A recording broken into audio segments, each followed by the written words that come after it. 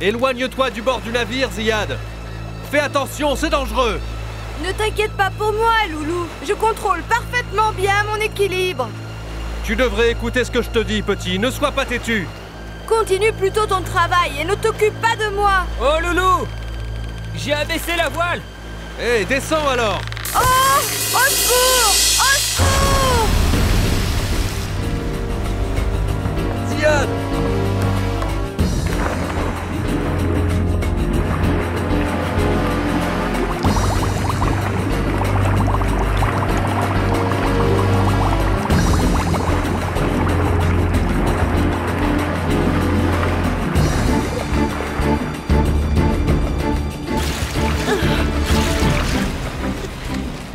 Ziad, est-ce que tu vas bien?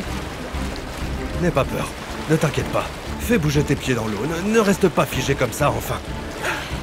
Je n'y arrive pas. Tu as bu beaucoup d'eau salée, mon pauvre garçon. Quand tu remonteras à bord du bateau, je te guérirai avec l'aide de Dieu. Mais quel bateau! Il est en train de s'éloigner. N'aie pas peur. Il est en train de faire demi-tour pour revenir nous chercher. N'aie pas peur. Morgane et Loulou savent très bien se débrouiller.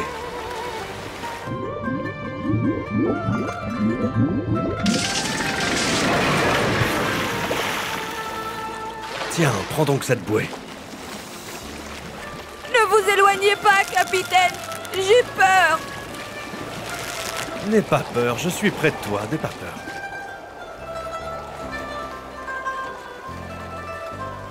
Je l'ai pourtant averti plusieurs fois, monsieur. Mais il n'a pas voulu m'écouter. Pourquoi n'as-tu pas écouté les ordres du marin Loulou? Pardon, mais j'ai froid, je me sens fatiguée et je veux dormir. Oh. Tu dormiras après avoir répondu à ma question. Et après avoir mangé une soupe bien chaude. Prépare-nous quelque chose à boire, Morgane. À vos ordres, monsieur! Et une autre couverture, Loulou. Tout de suite, maître de la mer.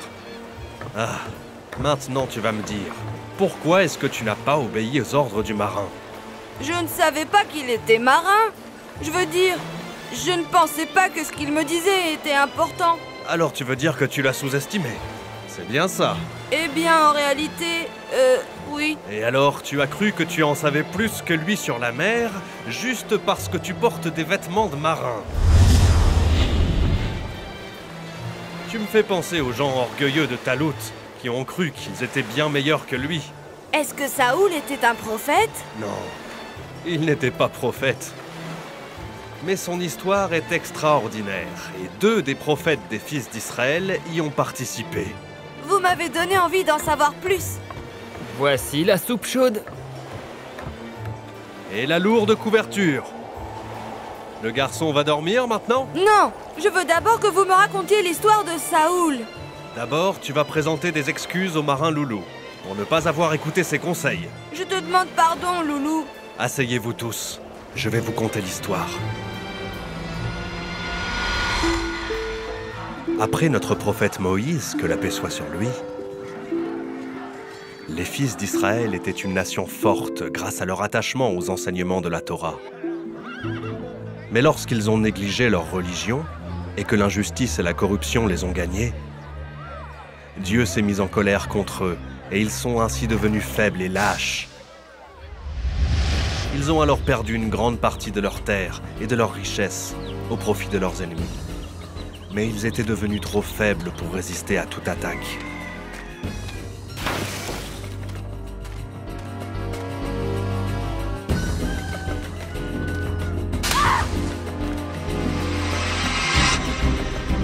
Les personnes les plus influentes se sont alors réunies pour discuter du problème et essayer de le résoudre. Nous devrions tout d'abord commencer par reconnaître le problème, si nous voulons véritablement le résoudre.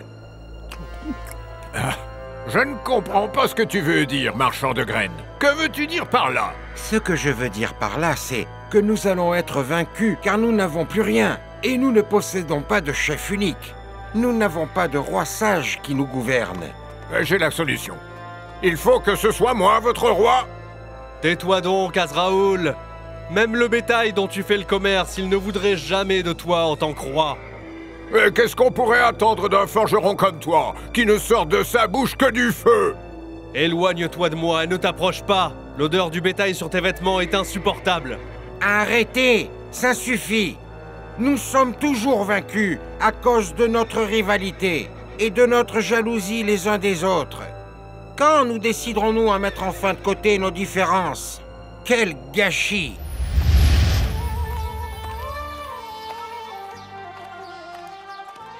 Monsieur Saoul, Je t'ai dit 1000 fois, Saman, que je ne suis le monsieur de personne.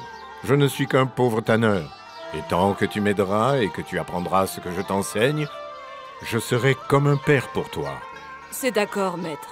Le grand commerçant de bétail voudrait vous rencontrer. Qu'il entre immédiatement. Entrez, monsieur. Apporte-nous du lait, mon fils. Je ne suis pas venu boire du lait. Où est mon argent? Vous savez très bien, monsieur, que je ne suis jamais en retard pour le remboursement d'une dette. Mais le prix que vous m'avez demandé pour la fourrure est beaucoup trop élevé. Si tu n'es pas capable de payer, ne viens plus acheter chez moi. Je n'ai pas compris. Vous voudriez délaisser le tannage pour travailler dans le pâturage? Non, le pâturage sera en plus du tannage, mon garçon. Et ainsi, on pourra avoir notre propre fourrure à tanner et augmenter nos gains avec l'aide de Dieu. Vous êtes un homme très sage. Où avez-vous appris tout ça? Quand mon père me parle, je l'écoute attentivement et j'apprends de lui. Et je lis aussi la Torah et j'apprends des choses sur ses enseignements. Le savoir fait de l'humain un être civilisé. Je suis chanceux de travailler avec vous, monsieur Saoul. Je veux dire, mon cher oncle. Occupe-toi maintenant de donner à boire aux moutons et surveille-les. Je vais ramasser un peu de bois pour allumer le feu et nous préparerons le déjeuner. À cette époque, les personnes influentes parmi le peuple sont allées voir le prophète Samuel, qui priait dans sa tente. Et après avoir terminé ses prières, il vit les gens de son peuple et les salua. Notre cher prophète, Dieu n'est-il pas celui qui vous a envoyé à nous? Le prophète a dit « Si ». Ne sommes-nous pas délaissés et opprimés?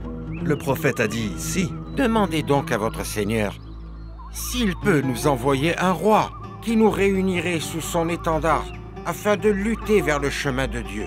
Oui, et nous pourrons récupérer nos terres et réparer les erreurs qu'on a faites. Le prophète a dit « Je crains de prier Dieu de vous envoyer un roi qui vous inciterait à combattre alors que vous ne devez pas le faire. Et pourquoi ne pas se battre pour l'amour de Dieu alors qu'on nous a chassés de nos maisons ainsi que nos propres enfants ?» Le prophète a dit « Êtes-vous sûr de vous engager si ce que vous demandez s'accomplit? Comment ne pas s'engager ?» Évidemment, nous en sommes sûrs. Leur prophète a dit « Alors je prierai Dieu de choisir pour vous un roi pour que vous combattiez sous sa bannière. » Il est encore en train de prier. Laissons-le et allons-nous-en d'ici.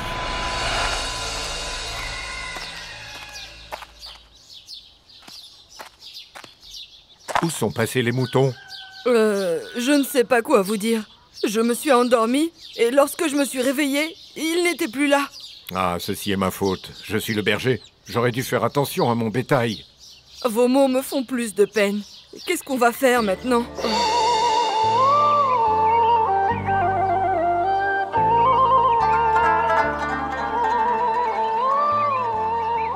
Noble prophète, j'ai sorti mes moutons et mes ânes en pâturage et je les ai perdus dans le désert.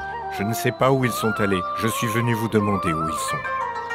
Le prophète lui demanda « Es-tu inquiet pour tes moutons et tes ânes ?» Ah oui. Le prophète a dit « Ne t'inquiète pas pour ça. » Comment ne pas m'inquiéter, noble prophète? C'est ma responsabilité et tout mon capital. Le prophète a dit « Ils sont allés chez ton père. » Louange à Dieu. Je n'ai pas perdu mon argent. Le prophète a dit « Oublie les moutons et écoute-moi. » Je vous écoute, noble prophète. Le prophète a dit « Les gens du peuple d'Israël sont venus me demander de prier Dieu qu'il leur choisisse un roi pour qu'ils puissent combattre sous sa bannière. » Oui, nous avons besoin d'un roi courageux et sage qui rassemblerait les gens et dont nous dépendrions tous. Avez-vous prié, noble prophète? Le prophète a dit, « Oui, j'ai prié Dieu, et il t'a choisi comme roi des fils d'Israël. » Dieu? Dieu m'a choisi? Il a dit, « Oui. » Mais comment puis-je devenir roi, alors que je ne suis qu'un simple tanneur? Le prophète a dit, « C'est l'ordre de Dieu, et il faut que tu te prépares pour la guerre. » Je suis prêt.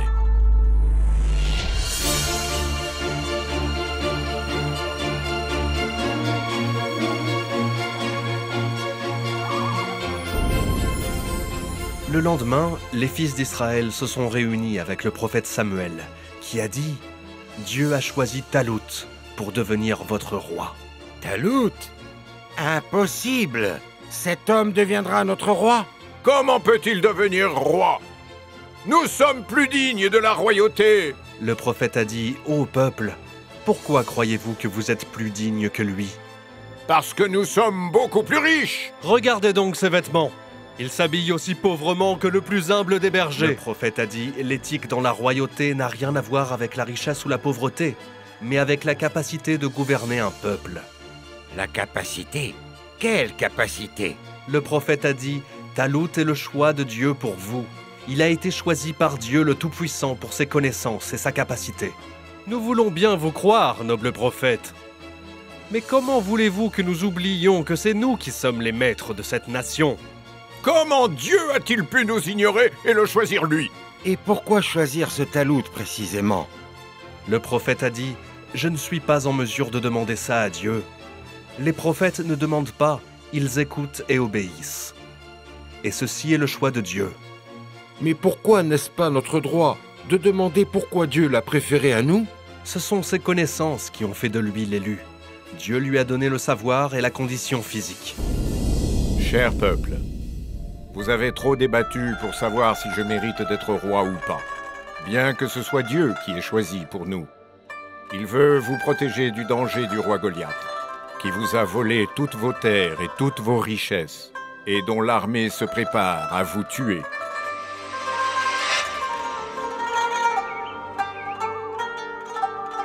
Ce n'est pas moi qui ferai cette demande au prophète Samuel. N'étions-nous pas d'accord? Nous avons convenu de demander un signe pour la royauté de Talout.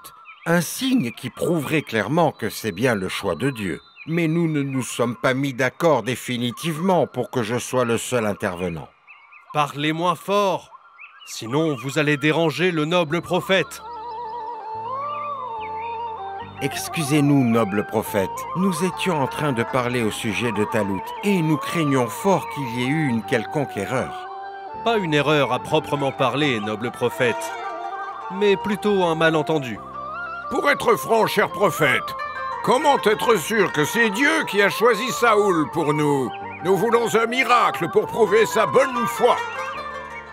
Le prophète a dit « Allez au temple demain. L'arche de l'Alliance vous reviendra. » Allons-y.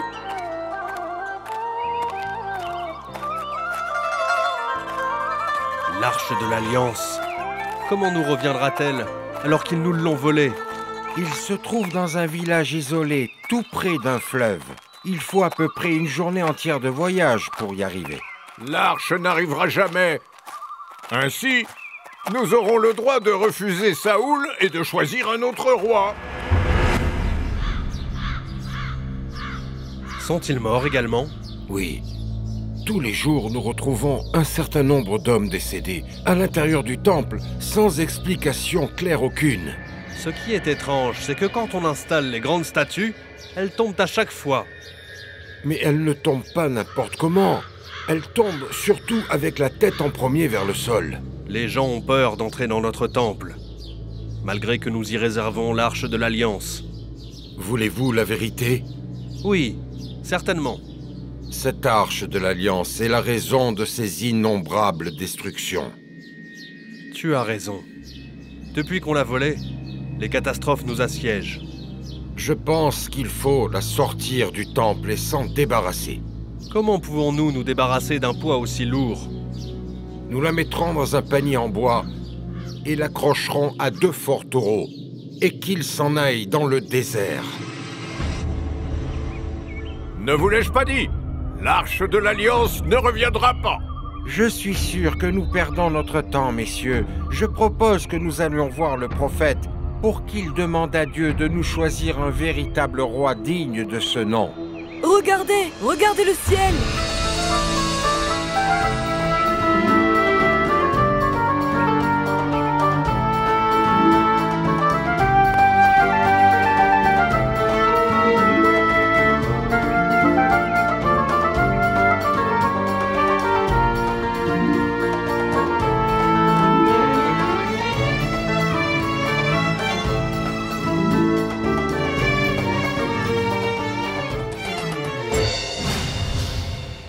Au nom d'Allah, le tout miséricordieux, le très miséricordieux.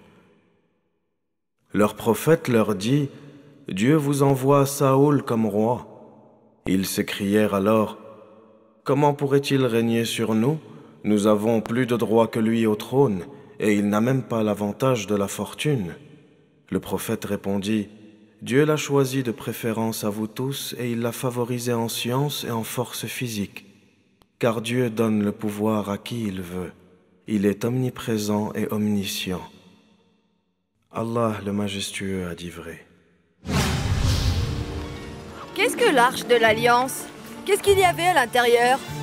Je te répondrai demain, si Dieu le veut. À présent, il est l'heure de se coucher. Je veux juste connaître la réponse. Ne sois pas obstiné comme le peuple de Talut. Tu dois apprendre à dormir à temps.